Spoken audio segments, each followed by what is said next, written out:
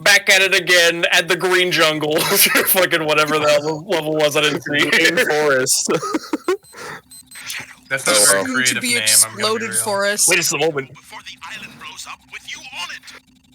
Blows up? He said the thing. He said the thing. Do you guys remember in the soundboard. Snapcube dub when Eggman's VA literally predicts that the blow up thing is Yeah. what happens? You've never seen anything The about entire Tiger. island will explode. Yeah. It's never really a great franchise. Good job, IGN. That was the greatest gameplay you could have ever shown off. It's funny because IGN will say that right after playing like an actual peak Sonic game, and then they'll play a shit one and they'll be like, "I love it!" With like, didn't Secret Rings get like really good reviews? Did it? I hope it didn't. I don't know. Playing that recently and it was shit. Like on hardware or emulation? I played it on Wii. Oh god, yeah.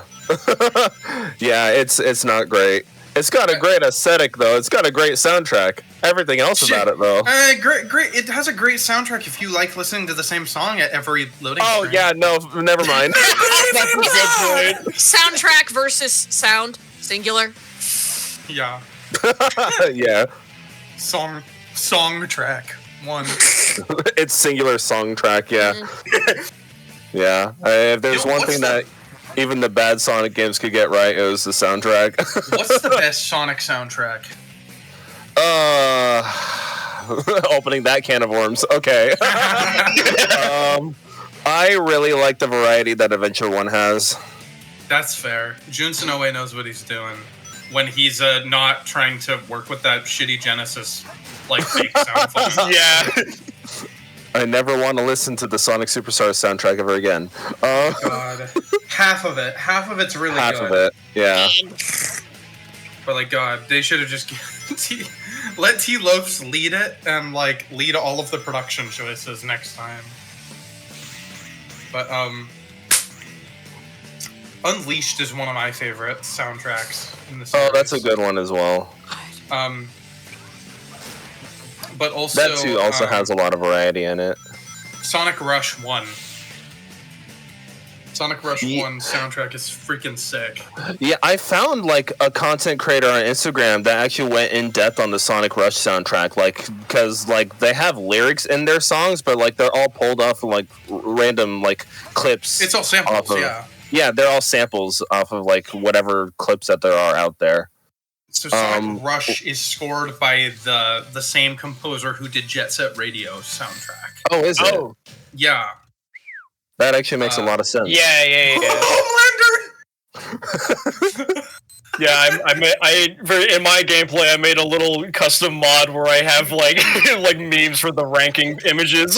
Anthony Starr jump scare. Before the island blows up with you on it. Blows Back in time again. He said it twice. Let's do the time loop again. God, I wish they'd actually cast me for that. Chaos control. Men bum bum. And Kablooey, that prison island is no more. As well as this entire place for reasons? Guys, is this on emulator? Which version is this? This is the HD version. This GameCube? Well, yeah, it's Battle with the HD up port. So like I'm playing my gameplay specifically on the Series X. Knuckles, I think you're unfairly profiling. Next time you guys do a Dreamcast game, I have a Dreamcast sitting about 5 feet from me, so... No shit, really? Yeah, I picked up a Dreamcast in March. Oh, not bad. Okay. Can't afford Sonic Adventure 2, though. It's like $300. Is it? Yeah! Oh. It is I did not know that. It's like one of the most expensive games on the console. Huh, okay. Makes sense. I think everybody wants it. That has a Dreamcast. It's weird because SA1, Sonic Adventure 1 only costs like $50 to $60 in case. But like Sonic Adventure 2, I've only been able to find it at one like one used game store, and I searched all of Vancouver and like a lot of Seattle stores. And the one copy I found was like in Washington, in somewhere near Seattle, and it cost like $330. Jesus. And I was like, Oh. and it wasn't even with the original case. It just had like a random jewel case. Okay. Oh yeah, I love the That one placement of this stupid emerald spot you were right here. talking about. Yeah, this is the spot that they I hit hate the emerald under. hunting so much. Why did they put it here? Because there's like no room for me to like jump and then dig. No, that doesn't work. And I'm like double checking to see is it in the wall or anything? It's like, why the hell would it be here? Because unlike I feel like it's Sonic Team bad game design. I feel like there's a way for you time. to just dig down like on the spot, but I don't know how you do it. I remember in Adventure 1, it was just basically holding down like A and X, or like, well, Xbox controls, but like, you know, the equivalent of those buttons, like holding them down at the same time would actually make you dig from a standstill. But like, that does not exist in this game. I don't even know how I got it just there. Yeah, I literally just like pressed random shit. But yeah, to catch up onto speed, Caedon, like the 3 different gameplay styles, we record them differently between like the 3 of us, me, Josh, and Carlos. Okay. And it was decided at random by a spin the wheel thing. So I got the treasure hunting levels. Carlos got the mech shoot levels. Well, that's unfortunate. Yeah. Yeah. I prefer the treasure hunting over the mech levels. Yeah, no, I don't, because I get lost really easily in these levels. Like, the mech levels are at least usually pretty straightforward. Yeah. But the treasure hunting levels take me the longest. They're like the werehog levels of this game for me, to be honest. Sorta. I get what you're saying by that. It's like it takes like twice as long, and the gameplay loop isn't bad. I just would rather have these levels be short, you know. Yeah, But I mean, also, they can be these are the short ones if that they. these are the ones that I usually run through as quick as possible because I don't have fun with them. And maybe that makes me have less fun with them. I just kind of prefer them basically just because of the movement that you get from the characters. Because you don't really get that sort of like free flowing movement with the mech levels. I get why, because they're in fucking mechs. It really just is the flow of the characters that makes me like the treasure hunting more. But I do agree, it would be a whole lot simpler if you could search for all 3 of them at once and not one radar after another. Oh, Stupid. Yeah. Yeah. Shadow. Maria, I just don't know anything anymore. Man, this cutscene's boring. I don't know anything anymore. Average Linkin Park lyrics.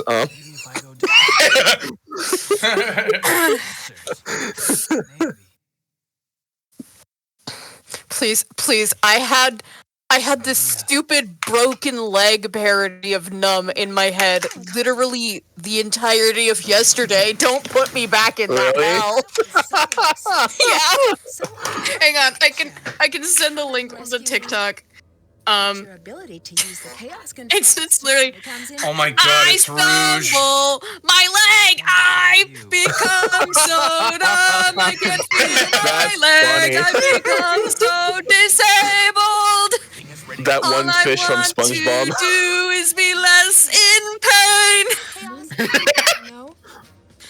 Again, that one fish character from SpongeBob. This fucking I thing, pissed on your which is me, wife. by the way, I look like that in real life. This is who I am. Guys, this is it. It's the thing. I come to make an announcement. Shadow the Hedgehog's a bitch ass motherfucker. This girl. Every time I see this girl, it reminds me of Willem Dafoe, like looking up in the sky. God, it does have the energy. The original audio to this feels wrong. Real. Yeah. What do you mean? What do you mean? I thought that's what played in the game. Actually, okay. It's the size of this walnut, except way smaller. Here's what my dog talking looks about like. Unleashed earlier. I don't know if you have actually seen, because it's not like one of the official fan dubs, but like Penny and Mars Sonic Unleashed stream is so unbelievably funny, and every day I mourn for all of the Snapcube fan dub fans who have no idea that exists, and that they can go watch Sonic and Chip have a violent divorce in the middle of a back alley at night over a JPEG. That's the first I'm hearing of that. That sounds awesome. Painting Sonic! I might have to watch that. Chip is mean. He has a vent channel in his Discord. That's hilarious. I know, it's really funny, and you should all watch it. No shit, Amy. No shit, Amy. But how did he manage to? Dude, so I forgot how goofy Sonic looks with all of his like devices from the story. All of his gadgets, all of his gear. Literally. Yeah. It makes you forget that these cutscenes are in-game. Yeah. They have the power to attract each other. Which means Tails can get out of his mech, but just decides not to for whatever reason. Okay. He's cozy.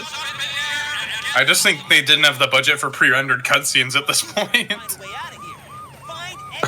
Well, they just spent one pissing on the moon, so. Yeah. I guess that was pre-rendered, wasn't it? Yeah. Well, FMV. It's a whole jargon of things. Yeah. God, I'm so glad I wasn't playing the mech levels. This is actually my least favorite mech stage. Maybe this is not very stealthy. Yeah, he's just sitting there in contemplation. Shit, I forgot. He's standing there menacingly.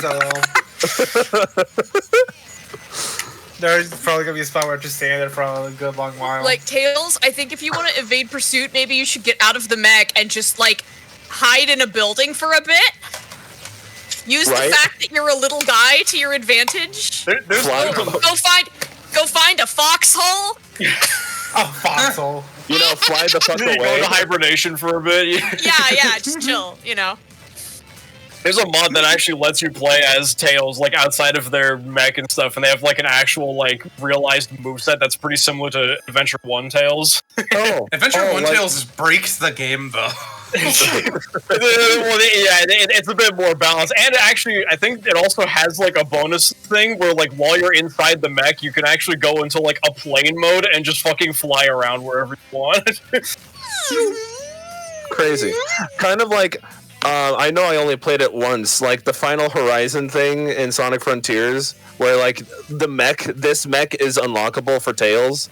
I managed to get it, and yeah, it's basically like you can just fly straight up as far as you can go. Yeah.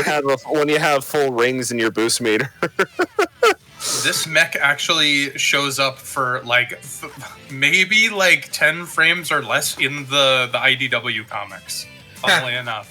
Oh really? Yeah, in the Metal Virus arc, it gets blown up really quickly and has a ton of emotional weight around it for no fucking reason. Like, Tails, like looks at it, he says, "Goodbye, old friend," and it blows up, and I'm like, it's been on screen, it literally hasn't shown up in the comic before or since. And, like, literally, just, it appears for, like, 10 frames. Maybe.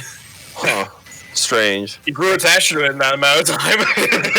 Well, obviously, it's implied because the IDW comics are actually supposedly canon. Yeah, they're canon. Yeah, like the first couple frames of like issue 1 harken back to like the final bosses of like a handful of games. Yeah, like it's basically it takes place right after Forces. Yeah, like the first issue of the IDW comics, basically like disbanding the so-called resistance. Yeah, if you can remember how short-lived that game story was. The IDW comics do these characters better than literally any of the games so far. Yeah. Yeah. I mean, I understand why they got Ian Flynn to write the story for Frontiers. Just because of that. Yeah.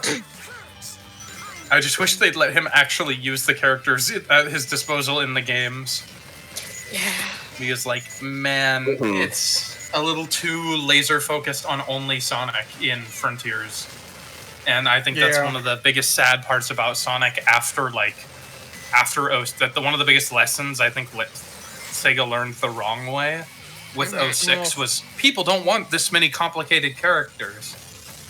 At least include them in the story, man. They haven't been. I think at the time, like some of that sentiment was kind of true, but I think it's like they're still in this old mindset now. Like especially having introduced so many characters after the fact, even in like Unleashed, the next project.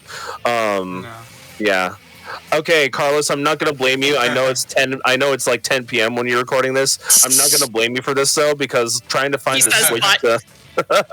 Trying to find the switch where those those weights won't go down is a bit tricky. I didn't even know there was a switch. Oh, do you just? Oh, never mind. He does blame you. Yeah, there's like a switch they're supposed to activate that stops them from going down like that. Oh. Okay, maybe now that I'm seeing this level, maybe I do remember the mech levels being pretty dog water. Yeah, this one in particular is like my least favorite mech stage in the entire game, actually. I just do not like this. Okay, hit the checkpoint. Yeah, because like shit spawns out of nowhere. You barely have like, I know you get the hover in this, but like fairly early on, but like even then, like you're still trying to adapt to a learning curve of it. Yeah.